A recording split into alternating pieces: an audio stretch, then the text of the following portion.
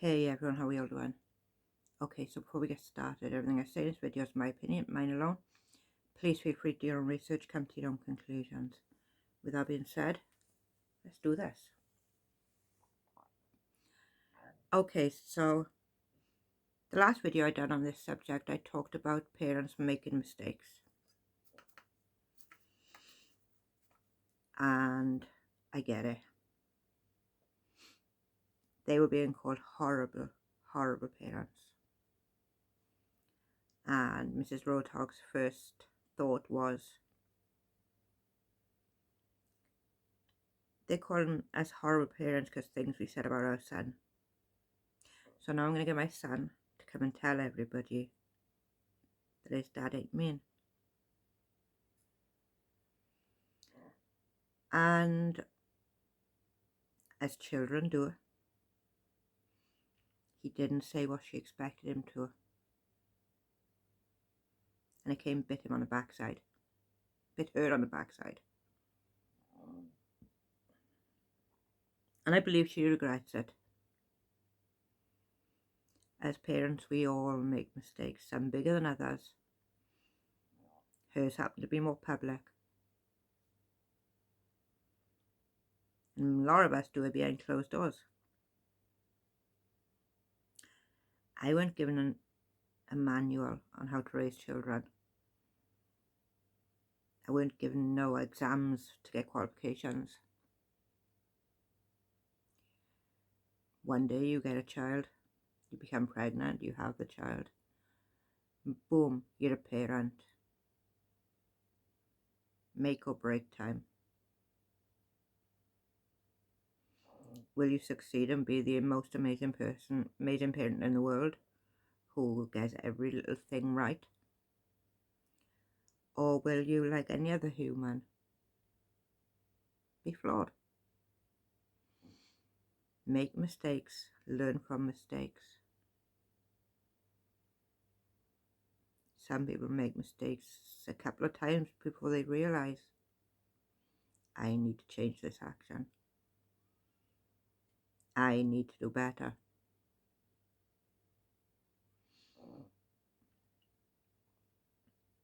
So in this video, I want to look at it from the child's point of view. Now, I'm not going to take anybody's children and make them an example. I'm going to use myself. Should be funny. But I can't emphasize enough, this is not for sympathy. I learned and I grew from what my childhood was. I'm not saying it happened overnight. It didn't happen within a week or a month. It took years. Sorry.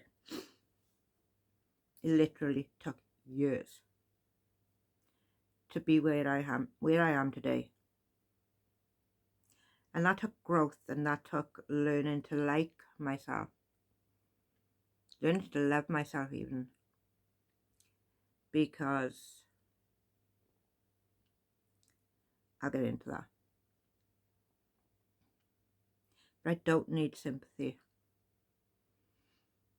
I don't need people saying, I'm so sorry you went through this.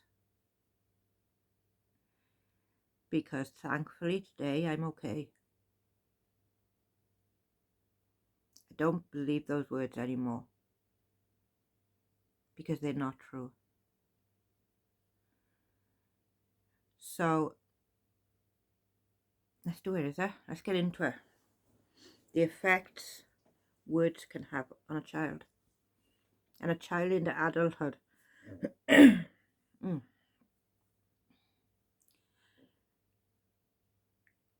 As a young child, I was repeatedly told I was stupid, I was dumb, I was ugly, and I was worthless. One memory that stands out to me is my sister was being a model.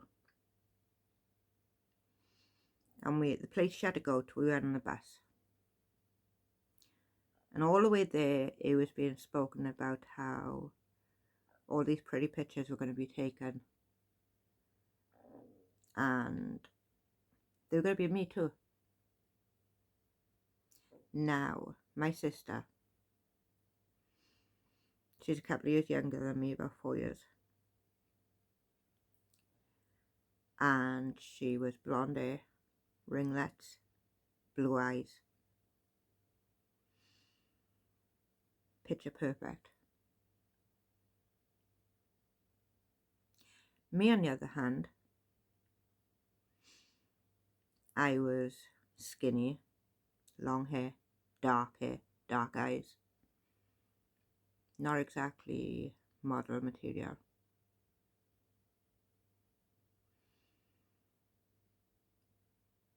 But that stuck out to me. Because when we got there, they didn't want me to model their clothes. Just my sister. So I had to sit there and watch her, getting all this praise about how pretty she was and how beautiful she was, with her ringlets, her blonde ringlets, and her blue eyes. And as a young girl, that hurt. And then I remember being called stupid and dumb. And if I'd fall because I had bad joints.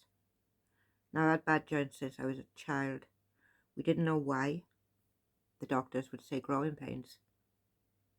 No such thing.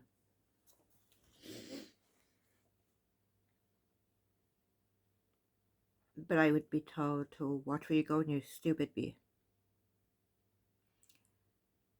Open your eyes. You wouldn't fall if you were watching where you're going. And regularly I was dumb, I was ugly. And I believed it. And around the age of 12 or 13, I put myself into the care system. Life at home wasn't the greatest. So I went into the care system, and I recall going to school one day, and I didn't have a uniform yet for the new school I was going to. So I had to go in jeans and a t-shirt. And the headmistress called me into her office, and she said, I know what's going on with your background, and I feel sorry for you. But can you make sure that by next week you got a school uniform, please? I told her to shove her sympathy where the sun don't shine. I walked out, and I never went back to school.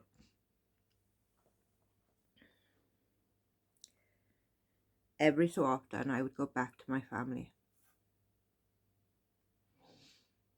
And every time it was, you're dumb, you're stupid, you're dull, you're thick.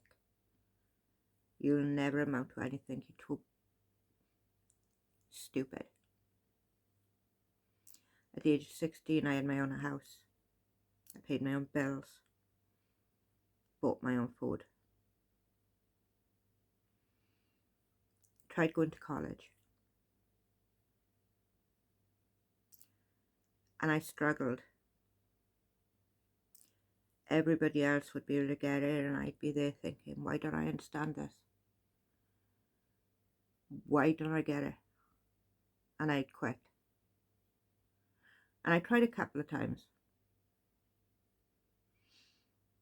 Then I gave up for about 3-4 years. And I wanted to do psychology because I wanted to be a therapist and help people. And I still love to help people now.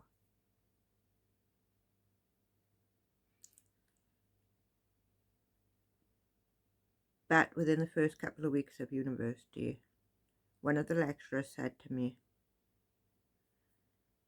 think you might be dyslexic. Can we test you, please? Okay. Now, I took the test. I'm not sure whether it's a pass or a fail when you get told you're dyslexic. But that could be the only exam I've ever passed in my life. Sorry, I laugh about everything. But yes, I was told I'm dyslexic with writing and numbers. So, those words in my head, still in my head, you're too stupid, you're too dumb. I dropped out of university. Never step a foot in school again. Because I always remember those words, you're too dumb, you're too stupid. It took me a very, very long time. It took me cutting off the people who told me those things. Literally cutting all ties. Moving far enough away that they couldn't contact me to go help them, to do this, that or the other. Because my dumb ass would be willing to do it anyway. Despite the fact they would hurt me. Drag me down. Make me feel like I wasn't good enough. And when I took myself away from these people,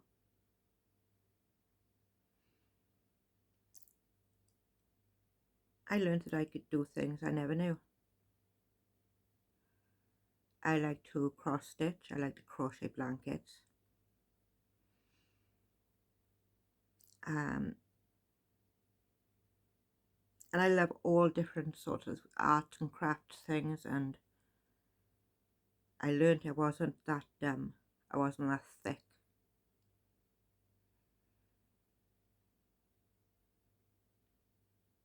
And things started to improve.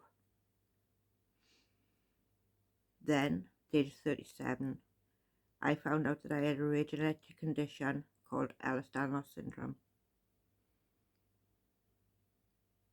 Suddenly I've also got an answer for why I would have fallen. Why my hair was falling out with alopecia.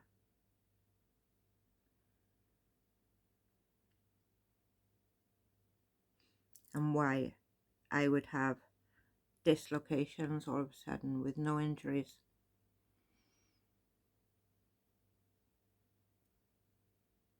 And with time, I fell in love with a man who tells me that I'm beautiful,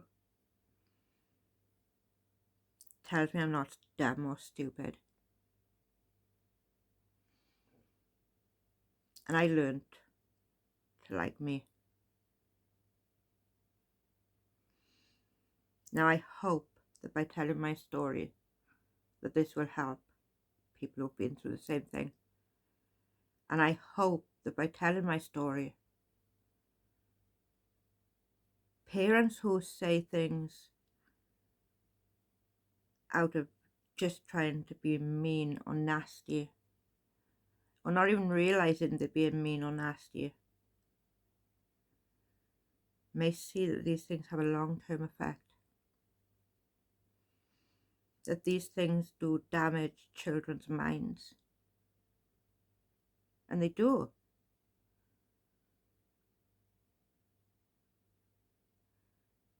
I love wearing colourful makeup. And when people say that my makeup looks really good and that I'm good at doing makeup, sometimes I struggle to understand that. Because no matter how much I grow, sometimes those words are still there.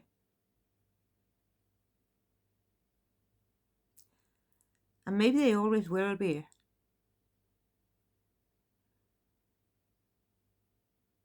But I know now The only person who has to like me really is me. And I swore from a very young age that when I had children, I would never, ever say those words to them. And I haven't. And I wouldn't. We should be teaching our children that they're smart, that they're so clever they can do anything they dream of. If they want to be a police officer or an astronaut,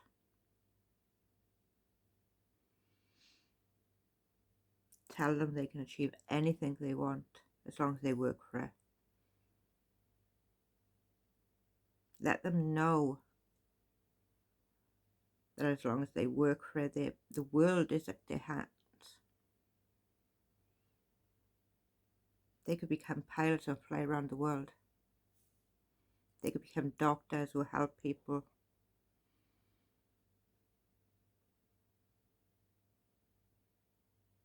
Teachers who encourage these children who don't have the best backgrounds and tell them they can achieve anything they dream of. Please, please, don't tell your children they're stupid. Don't tell your children they're dumb. Because words do hurt. Words do have a lasting impact on the lives of people who are told that. And as children, they don't know why you think they're dumb or stupid or clumsy.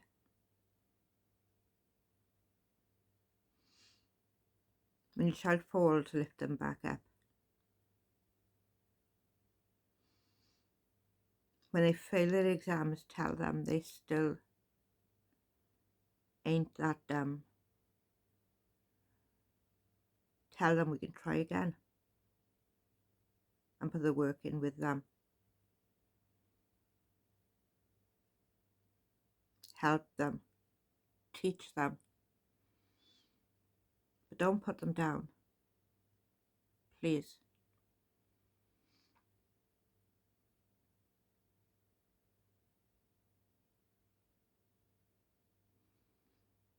Look at your children, tell them how clever they are and how they can achieve anything they've ever dreamed of. Nothing is out of their reach as long as they work for it. And as long as you're not telling them that they're dumb or stupid, clumsy or ugly. Because these things, they embed into their heads. They embed into the memories. Make good memories with your children, not sad ones. Don't ever let them feel like they're too stupid or dumb to do anything. Because they're not.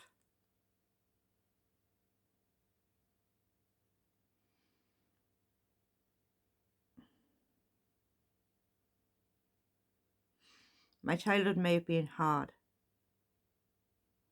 but I know that I was harder on myself than any person could have been. Because the more other people would say it, the more I would believe it. And in turn, I would tell myself that I was too dumb, too stupid, too ugly to achieve anything.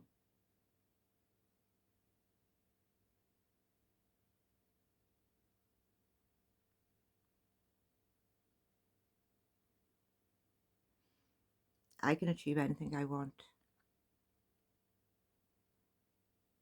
Right now, I'm working on my health. And that's okay. But I'm also working on my children and building them up into something they can only dream of.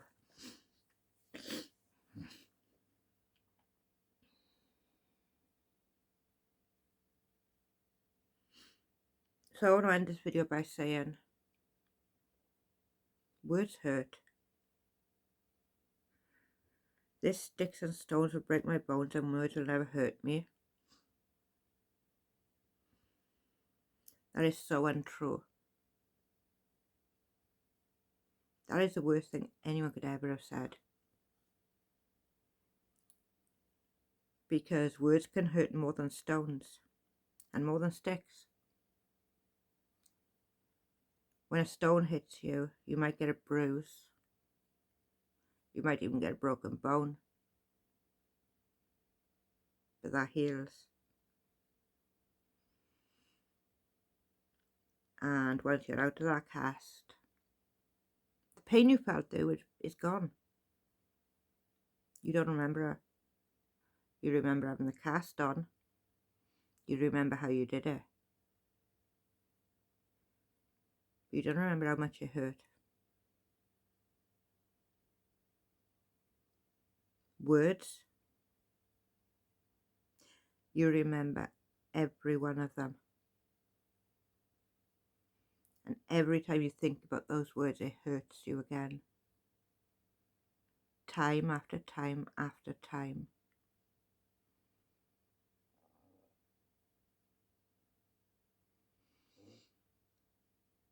And you only have to hope and pray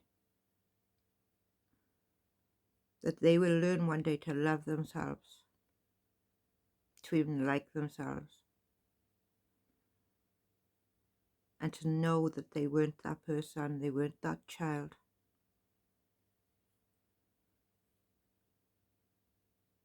That they're not dumb, they're not clumsy or stupid.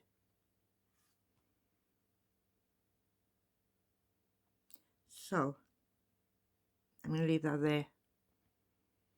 And I want to say, if you like this video, please leave a like, share, subscribe, all the YouTubey things if you'd like to hear more.